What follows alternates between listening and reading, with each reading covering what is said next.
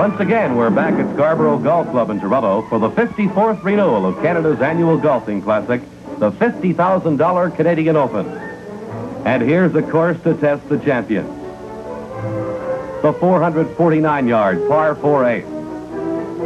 The narrow 315-yard par 4 15th. The scenic but deadly par 3/4. That 211-yarder with the disaster potential of a stroll through a minefield. For the long and the brave, the 17th is always a temptation to try for the 371-yard green. But it's a graveyard for the unwary. A parade of such holes explains why Scarboro has hosted more major open tournaments than any other Canadian course in the past 18 years. After touring the course, players flock to the practice tees to work out the kinks. Last year's runner-up, the consistent Charlie Sifford, a golfer whom many expect to break through to a major title before long. Ted Kroll shows the reliable swing that carried him to the Canadian Open crown in 1962 at Laval-sur-le-Lac, Montreal. Stroke polishing over, a great international field gets down to serious business. Men like U.S. Open champions Dick Mayer, Jack Fleck, Gene Littler. Rated among golf's 4 greatest events, the Canadian Open, played since 1904, has been won by a parade of great all-time stars. Men like Jim Ferrier, George Bear, Art Wall Jr., and of course Ted Kroll, all eager to win again the famed Seagram Gold Cup, emblematic of Canadian golf supremacy. And an array of American PGA winners, each with an eye on the $9,000 first prize money. Dal Finsterwald, Bob Rosberg, Jerry Barber, Canada's 8-time professional champ Stan Leonard. From down under, Bruce Crampton, former Australian champion. And Doug Ford, who's held the Canadian, Masters, and U.S. PGA titles. This year's field faces not only a rugged, exacting course, but for 3 days, there's another common enemy, the wind. Gusts up to 40 miles an hour increase the perils and introduce indecision for even the game's most experienced campaigners. Bob Rosberg watches the treacherous wind bend off a routine pitch into a trap. Stan Leonard pauses for vision repairs due to whipping dust at the fourth. Charlie Sifford wrestles with his judgment as to choice of clubs going into the long par 4 8th green. This was a treacherous wind that had everyone guessing, and as every player knows, indecision ranks high among the most deadly sins of golf.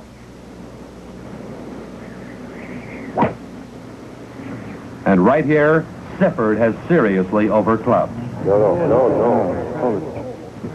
Amid such scrambling, it remained for rookie pro Ed Mailing, less than a year on the circuit, to beat the wind and grab the opening day lead with a sensational 5 under par 66.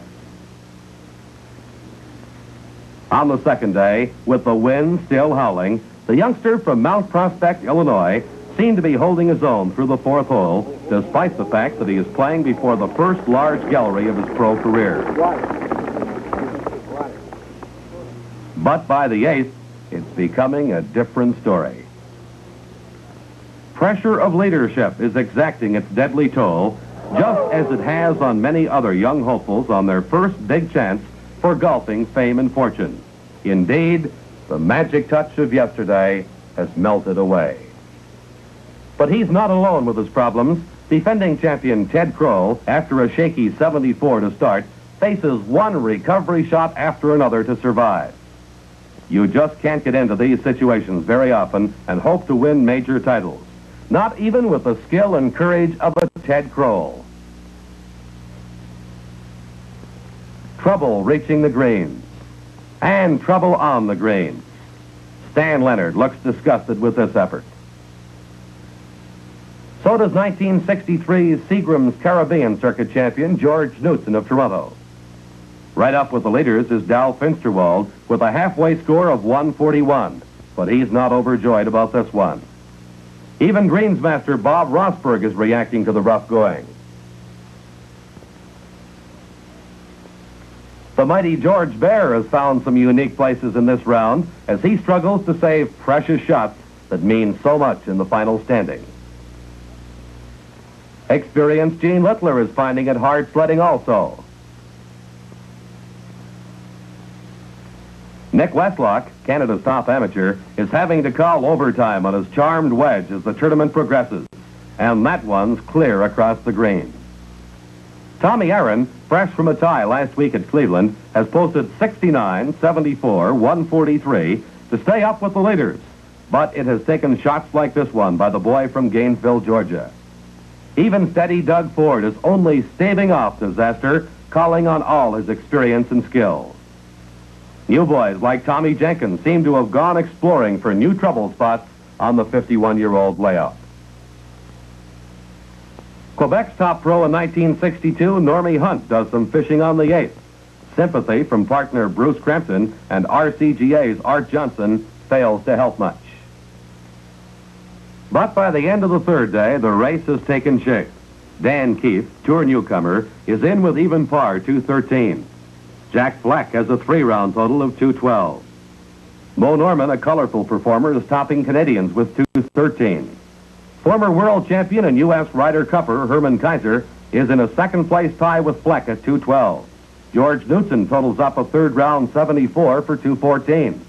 Dal Finstewald can still encourage a youthful Knudsen despite his own discouraging 78. Friday's wins dashed many hopes, but not those of Doug Ford. At the 15th, he has a 15-footer for a birdie, and his close following gallery knows he's hot. He trickles it down, and he's 3 under par for the tournament. Now Doug at the 17th. Down in par, and he's not too upset with his performance. Here at the 18th, a long approach putt. Par on this hole would give Doug a third-round 74, a score that must be rated about equal to an even par round under normal conditions. It's in, and Doug Ford, after 54 holes, is 3 under par and 2 shots up on the field facing tomorrow's pressure-packed finale. With 1 round to play, Doug interviews the leaders. Hello, Fred. Hawkins, you had a real good round today. I know you won't putt all the greens usually, but you must have really been putting today. 71? 72. I'd like to say one thing. I think the scoring has not been too good here. Do you? For the Well, week, Fred, it's that kind of a golf course. I don't think the greens have been really that good to... I haven't holed any long The putts. weather's been bad. The wind has been, like you say, a factor here, and especially on chipping. You can't... you don't know whether the ball's going to bounce or stop on you. The indecision around here has been the big factor all week. George, come over here. So here's a man, pitches a man for deuces, eagles. Well, I think that there's a great variance as far as the greens are concerned. The 17th, I thought, was very fast, and 18th. And holes like number 8, I thought that was rather slow. Well, that's a brand new green, they tell me, and it is. It's like putting on a rug. It's Persian rug, I guess. Slightly hard hole. Yeah. George, Stop driving the 3-wood. Oh, George hit a little punch with he could have hit it with a 9-iron if he wanted to. I tried to hit a 4-iron, but I was afraid of falling in the You're creek. making me feel bad even talking to you. Doug, it's been nice talking Same to here, you. Fred. Good luck tomorrow to both you guys. Now, Same to you. George, let's get Jack Fleck in here, and we'll have all the good players in Come here. on. Come on, Jack. Come on. Did he shoot 72 or 71. He's the best That's player a here. fantastic round. Get in the middle. Get in the middle, 71. I don't want him to be seen with him. I'll see. Squeeze him a little, George. Jack, that was a great round, 71, but you got off ahead of all the wind. You didn't play in the wind No, or that's anything. right. I played ahead of the wind. I birdied the first hole, Doug, and the first hole made a good 10-footer. 10-footer?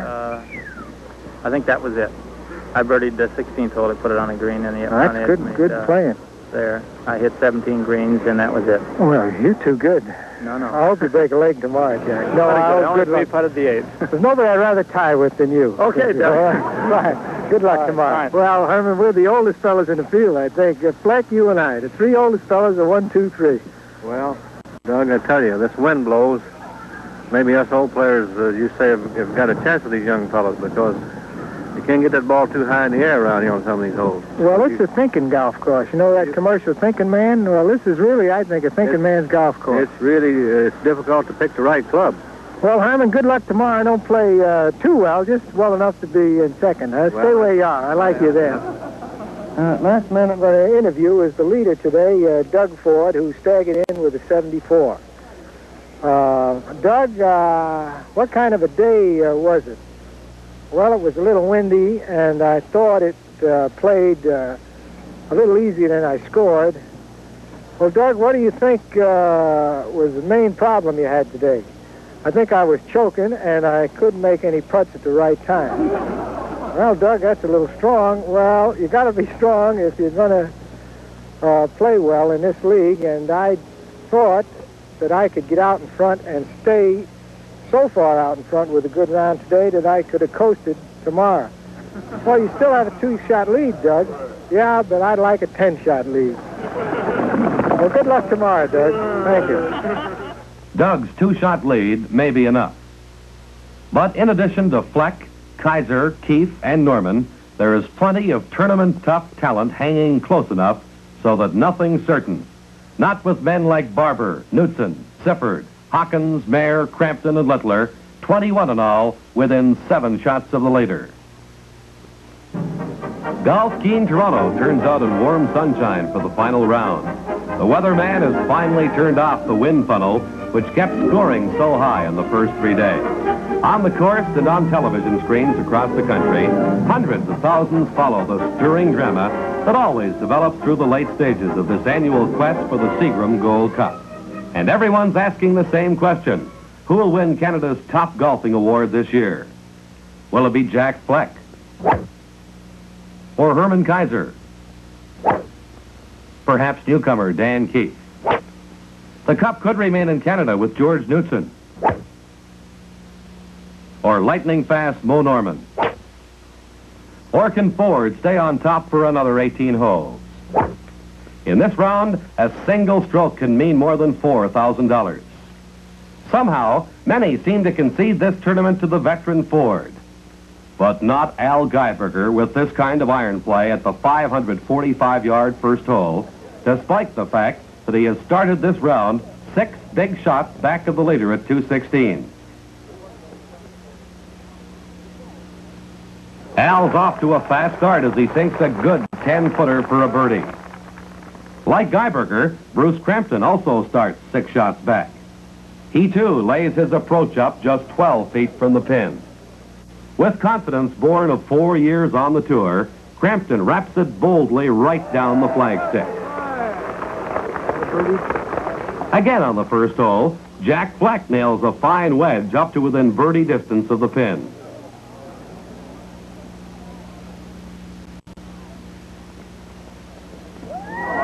There it is, and Fleck goes 2 under par for the tournament. Just 1 shot back of Ford, who was playing in the match behind. This fashion of opening with a birdie must be catching. Here's Mo Norman rattling home an 8-footer to go 1 under par for the tournament, just 2 behind his partner, Doug Ford. Ford, too, has a chance for an opening birdie 4. But he's below the cup. Doug now has lost a precious stroke to his challengers, and it begins to look like a tough afternoon ahead for the leader. With 6 players bunched within 3 shots, the big gallery sensed the growing tension. Ford trapped from the tee at the 225-yard second hole. His blast is 10 feet short. Doug gauges the break carefully for his par 3. But it hangs up on the pro side for a bogey. Now tied with Jack Fleck at 2 under par, he is going to have to win this one all over again. And that's not going to be easy. Not with players like Knudsen playing shots like this one from the 4th tee.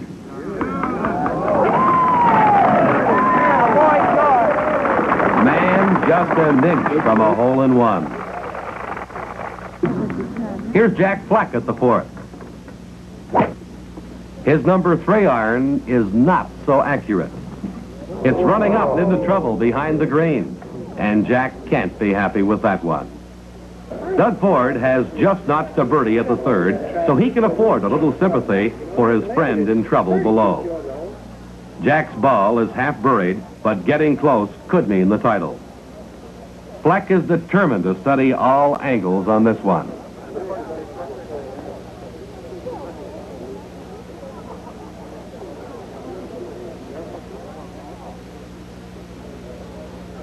A heavy wedge seems to be the instrument for the job.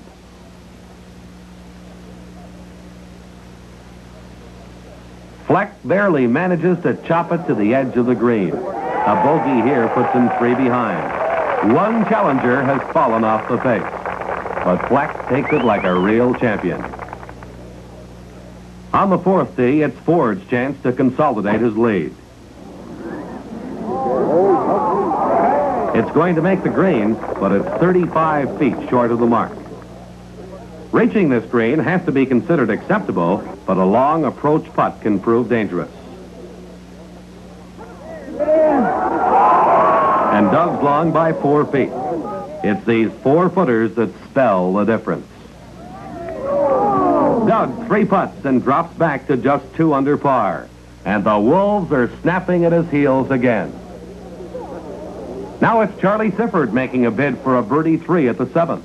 If it's good, he'll go 2 under par for the tournament. Another pressure point develops for the embattled Ford.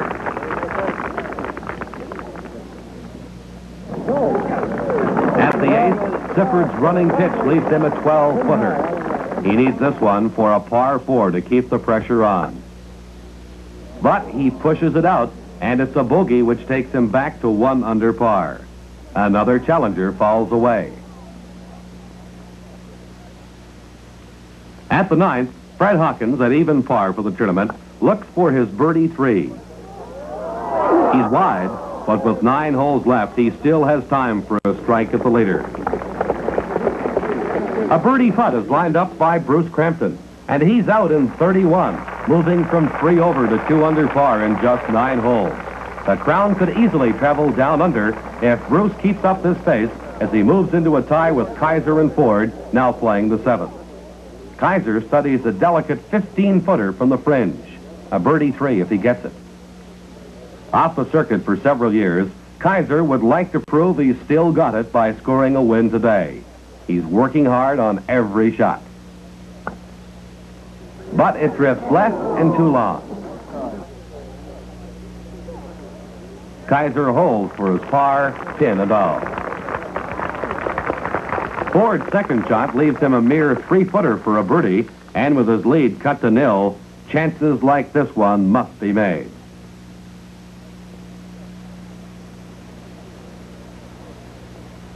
He's down, back in the lead at 3 under par.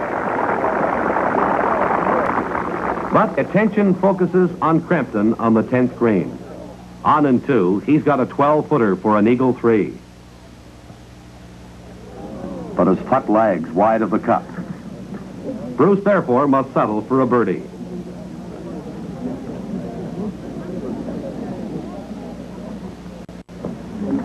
It's down, and the Australian is a fantastic 6 under par for the round. At 3 under par for the tournament, he's once again tied with Ford for the lead. Back at the 449-yard 8th, Herman Kaiser wheels up a great 45-foot approach putt. Under supreme pressure also, Ford faces a 35-foot chip downhill from the back of the green. He lays it stiff.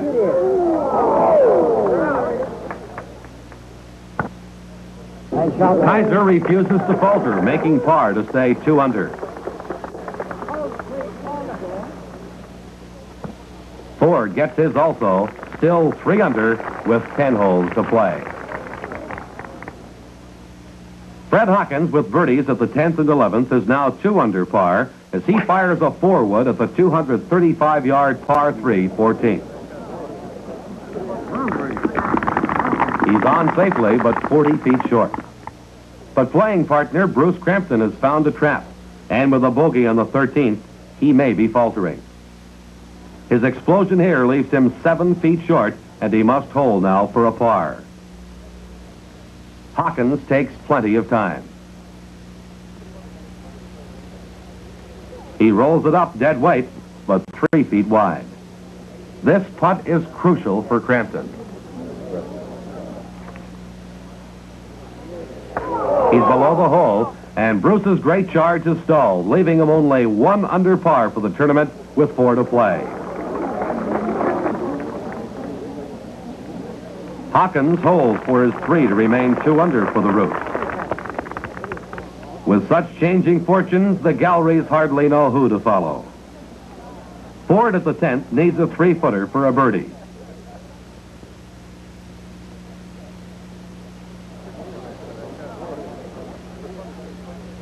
It's in, and Doug now has it 4 under par. Once again, he can see daylight over his determined rivals, and this fellow seems to be in a hurry to carry the news somewhere.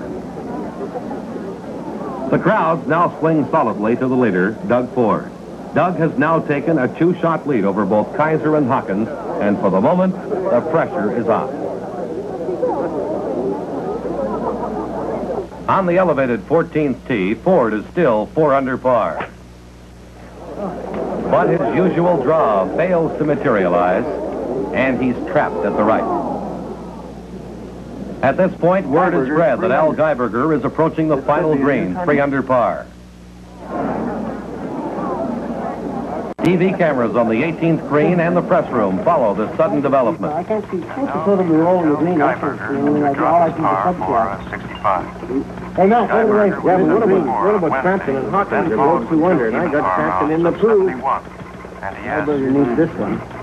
If he gets this putt, he's 65. That'll give him 281. That'll put him in pretty good shape. He'll be low for the day so far. 6 under par. That's pretty tough putt. 4 feet with a curl.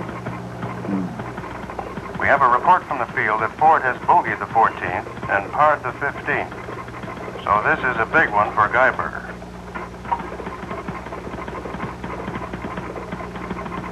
It's in. There it is. 65. He's 281. Well, the only one out there then, I think... So Doug Ford is back in trouble again, as he, Kaiser, and Norman wait at the 17th tee for crowds to clear from the fairway.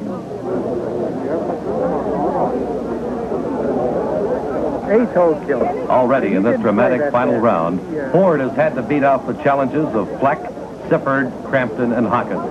But Al Geiberger's 3 under par, 281, is posted on the scoreboard. Ford now must birdie one of the final 2 holes or face the playoff. Up at the 18th, George Knudsen faces his own important problem. He has 2 shots to finish with an even par, 284, well up in the money. But his approach putt pulls up 6 feet short. Even worse, it's directly behind a cleat hole in the green. This putt could mean $300 to the young Canadian and the honor of being top Canadian in this year's big event. Knudsen, alert to the situation, requests an RCGA ruling as to his rights in repairing his line. Winnipeg's Arthur Johnston, rules committeeman, is called in. Under the stern regulations governing championship golf, Knudsen is offered no relief. He must play it as it lies. Upholding golf's rules and traditions is the duty of the Royal Canadian Golf Association, whose governors serve the game coast to coast. George elects to try a jump shot over the rough spot with a number 5 iron. And he brings it out, a great finish. Now ready at the 17th, Ford must summon up still another effort for victory in a tournament he has led for 3 days. He plays it safe, short of the creek. Kaiser, still 1 under, also elects to play it cozy rather than go for the green.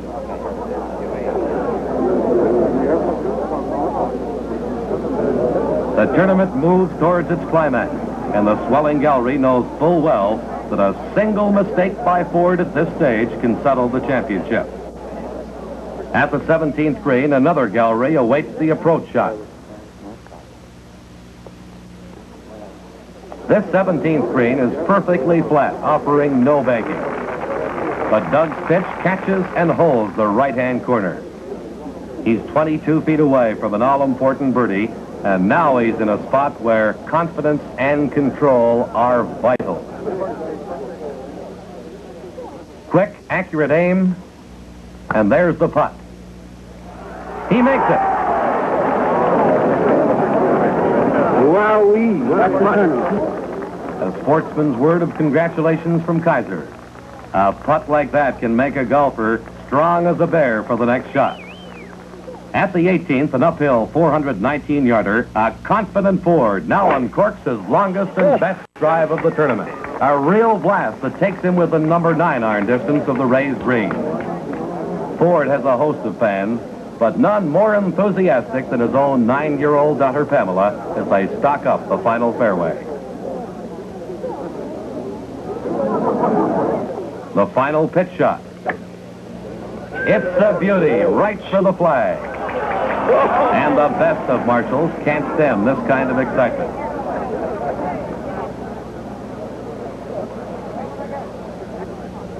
Doug now has 2 putts left for the title. It's a 7-footer straight away. Oops, just a half an inch short. But that tap ends the 1963 Canadian Open. It gives Ford a par 4 on the hole, a final round 70, and a 4 under par total of 280, edging out Al Geiberger by a single shot. So Doug Ford has brought off a repeat performance of his win 4 years ago in Montreal when he had this to say. I guess the man upstairs said it's about time you won one, and I'm very happy to be here and to win this one, and I hope to come back and win it again. Bye. And now 1963's triumph has also become history.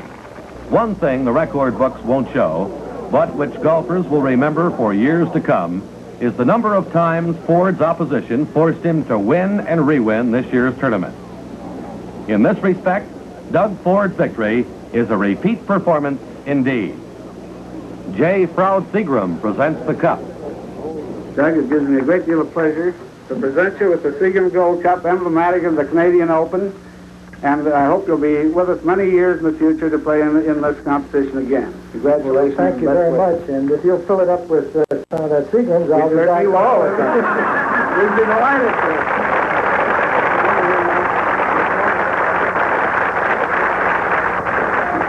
Royal Canadian Golf Association President Albert Roland presents the check. Well, Doug, it's certainly a pleasure for me to present you with this check here.